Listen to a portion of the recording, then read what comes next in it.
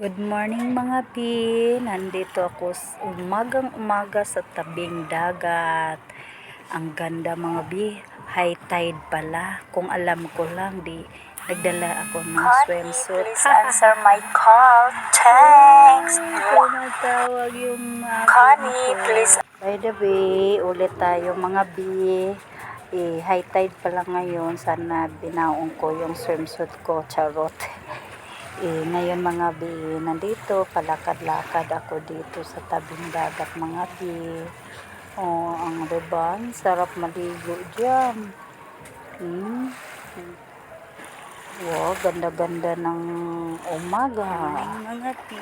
Ngayon, lakad-lakad lang po.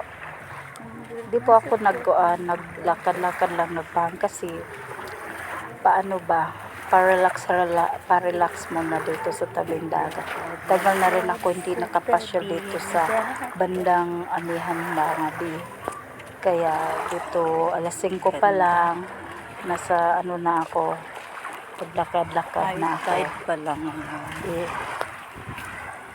Lalo na fresh na hangin ang malanghap ng mga bi. Ang sarap pakiramdam. Tapos walk lang, walking. Solo muna. Palakad-lakad na lang tayo mga bi. Ganyan talaga buhay.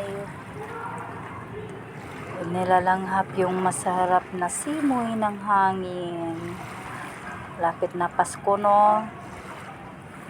Bulsa pa ni Connie ay butas pa. Tatahiin pa tong kuan para ay nako mga bi. Kaya dito na lang tayo sa tabing dagat. Maalis pa yung ating mga problema kahit saglit. Mga bi. Yun. Mga bi, alam nyo na, yan? Dry po. Silaan nyo yan. Yan yung ginawa natin kahapon. Napusit natin na bilad natin ngayon. Naging dried na siya. Kaya kulang na lang yan ay munggo.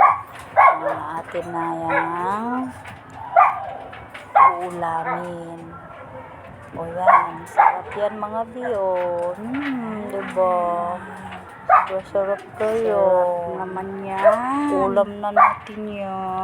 Gawin natin dito. Pero sarap yan. Sausaw ng suka, manganghang mga biyo. Naglalaway na ako ba? Kaso, sorry. May tao lang ang Pusit natin. bibigyan yan. Special. Special.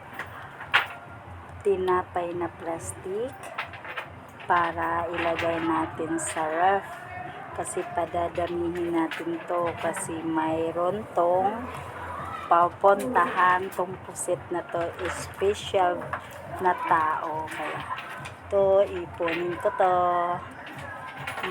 Ang 2 kilo mga bi ay isang plastic na gardenia.